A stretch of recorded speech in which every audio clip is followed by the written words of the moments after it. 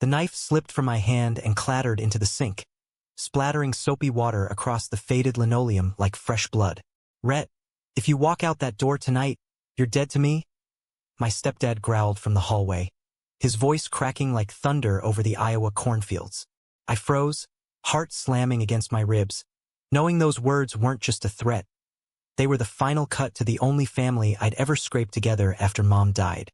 I was 12 when Benjamin first crashed into my world, all freckles and reckless grins, barreling down the hill on his beat-up Schwinn like he owned the gravel road between our farms.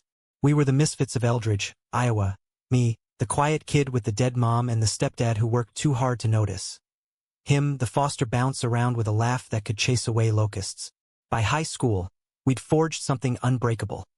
Late-night confessions under the stars, stolen kisses behind the bleachers that tasted like rebellion and root beer. Ben was my anchor in a sea of small-town stares, the one who whispered, "Screw him, Rhett. We're us, and that's enough." But nothing's ever enough in Eldridge. Stepdad, really, since he'd married Mom when I was 5, had built his life on the back of that sprawling acreage south of town. 200 acres of soybeans and corn, a red barn sagging under decades of debt, and a 2-story Victorian that creaked like it remembered the Civil War. He wasn't blood, but he'd stuck around after the cancer took her, raising me with calloused hands and unspoken rules. Work hard, keep your head down, don't rock the boat. I loved him for it, in that jagged way you love someone who fills the holes but leaves scars. College in Des Moines was supposed to be our escape hatch. Ben got into the community college on a partial ride for graphic design. I scraped by at Drake University on scholarships and wait shifts at the diner. Weekends, we'd hole up in his cramped apartment off Grand Avenue, tangled in thrift store sheets, talking dreams bigger than the Mississippi. "One day, Rhett," he'd say, tracing lazy circles on my chest, "we'll have a place of our own. Porch swing, dog that doesn't shed, the works." I'd laugh, but deep down, it terrified me. How much I wanted it, how fragile it felt against the pull of home. The call came on a sticky July evening, right as the fireflies started winking in the yard. Dad's voice on the line was gravel and smoke, thicker than usual. "Rhett, get home. Now, your ma's old lawyer's got papers." I drove the hour back with the windows down, radio blasting Springsteen to drown the knot in my gut. Ben squeezed my hand at the edge of town. "Whatever it is, we've got this," he said, but his eyes held that shadow, the one that appeared whenever family dragged me under. Dad met me on the porch, nursing a Coors under the sagging awning. The farm smelled of fresh-turned earth and diesel, the kind of scent that clings to your skin like regret. He didn't hug me, he never had. Instead, he thrust a manila envelope into my chest. "Read it," he muttered, lighting another cigarette. "Mom's will. I'd forgotten about it, buried under years of grief. She'd left everything to me.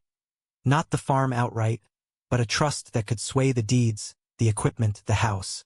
Enough to tip the scales on Dad's mounting loans from the co-op." He paced the porch boards, boots thudding like accusations. "You know what this means, boy? Without that, we're underwater. Bank'll take it all." I skimmed the pages, legalese blurring under the porch light. It was clean. I was the beneficiary, but with a clause for Dad's lifetime use. Relief washed over me, sharp and temporary. "So, we're good?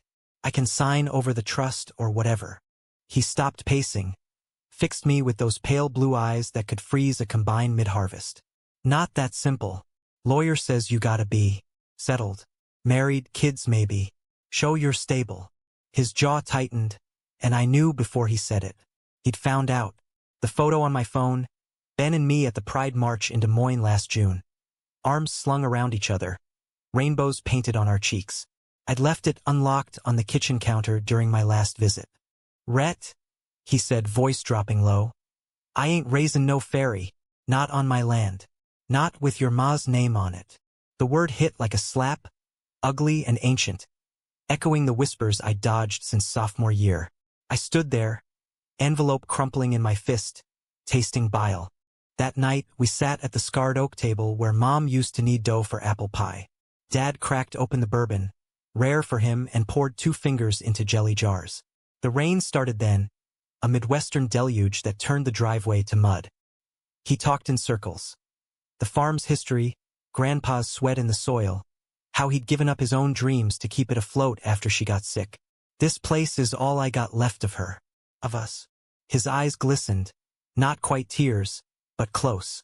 I nodded, throat tight, remembering how he'd read me bedtime stories in her voice when the chemo left her too weak. Then came the offer, delivered like a loaded rifle across the table. I'll sign it all over to you. Deeds, equipment, the works. Clear title, no strings. But you gotta do this one thing. He leaned in, breath sour with whiskey. End it with that boy, Benjamin. Marry some nice girl from church. Give me grandkids. Make this family right. The room spun. Rain hammered the roof like Judgment Day. I gripped the jar, knuckles white, picturing Ben's smile. The way his hand fit mine like it was carved for it. Dad, you can't. I can. He cut in, voice rising. This ain't about hate, Rhett. It's survival. The town's talking already. If you keep acting like this, they'll run us out. And what about you? Dragging that shame forever. His face crumpled then, the tough farmer facade cracking. I love you, son. That's why it hurts. Love. The word twisted like barbed wire. I'd spent years chasing his approval. Fixing fences at dawn. Acing shop class to prove I was man enough. And now this my future, our future, dangled like bait. All I had to do was betray the one person who'd never asked me to change. I drove back to Des Moines in a daze, wipers slapping futilely against the downpour. Ben was waiting on the fire escape, sketchpad in lap, oblivious. When I told him, his face went slack, pencil rolling into the alley below. He what? He whispered, pulling me inside. We sat on the threadbare couch, his arms around me, solid and warm. Rhett, that's bullshit. Emotional blackmail. You can't. But the farm, I choked out. It's Mom. It's all we've got left. Ben held me tighter, murmuring nonsense about therapy and lawyers, but his voice shook. He knew me too well, the guilt gnawing like rust on the tractor. The next weeks blurred into a fever dream. Dad's calls grew sporadic, laced with Bible verses from Aunt Clara and veiled threats from the bank. Just think on it, boy. For the family. Ben and I tried normalcy. Picnics by the Des Moines River where he'd doodle caricatures of us as old men with canes and corgis. Drives to the Amana colonies, stuffing ourselves on strudel while pretending the world wasn't closing in. But the lie festered. At night, I'd stare at the ceiling fan's lazy spin, calculating. The farm meant security, roots. Ben meant everything else. Freedom, fire, the ache of true north. Betrayal came sly, like corn blight you don't notice till the stalk's yellow. Dad showed up unannounced one Saturday, truck idling in the apartment lot like a predator. Ben was out running errands. I let him in, the air thick with unspoken ultimatums. He carried a folder, photos this time. Ben and me at the march, but also printouts from some app, blurry shots of us leaving a bar in the East Village. Found this online, he said flatly, sliding them across the coffee table. Town busybodies. You want this out there? For him. He jerked his chin toward Ben's sketch of the farmhouse, taped to the fridge. A wedding gift idea, porch swing and all. I snatched the photos, ripping them to shreds. Get out. But he didn't budge, eyes pleading now. Sign the paper, Rhett. One meeting with Pastor Hale's niece. Coffee, that's all. Then it's yours. The door clicked shut behind him, but the poison lingered. That night, Ben found me hunched over my laptop, Googling Queer Inheritance Rights Iowa. His hand on my shoulder was gentle, but his words cut deep. You're slipping away, aren't you? Chasing ghosts. We fought then, raw, ugly words about sacrifice and selfishness. I won't be your consolation prize, he yelled, storming to the bedroom. I followed, apologies tumbling out, but he locked the door. For the first time, the space between us felt like an ocean. Climax hit on a crisp October dawn, leaves carpeting the fields like fallen soldiers. I'd driven home alone, Ben's silence on the phone a chasm. Dad was in the barn, silhouetted against the hayloft, hammer in hand fixing a beam that had cracked in the wind. I found him there, sweat-soaked flannel clinging, the farm's heartbeat in every swing. I'm done, I said, voice steady despite the tremor in my legs. No deal. I love him, and that's not changing. He lowered the hammer, face ashen. You'd throw it away? For that? Thunder rolled distant, mirroring the storm in his eyes. We argued till voices broke, him railing about legacy, me spilling years of buried hurt. The school counselor who outed me to save the family name. The Christmases where his hugs felt obligatory. You never saw me, Dad. Not really. Ben does. Every damn day. He swung then. Not at me, but the beam splintering wood in a spray of nails and dust. Get out, he roared, but his shoulders heaved with sobs. I stepped forward, instinct overriding rage, wrapping arms around the man who'd raised me. He stiffened, then sagged, the fight draining like floodwater. I just wanted to keep you safe.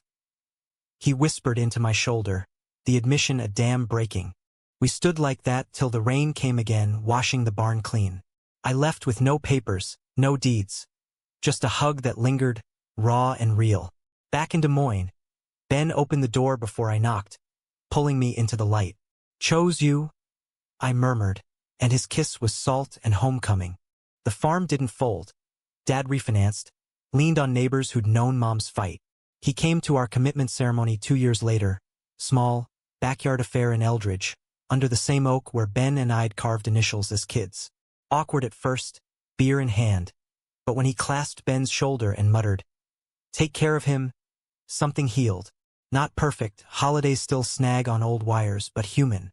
Messy like Iowa mud after thaw. We've got our place now. A fixer-upper in West Des Moines, porch swing creaking under firefly nights. Ben's designs sell steady.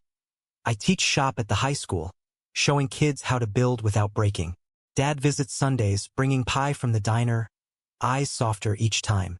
Legacy isn't land, I learned.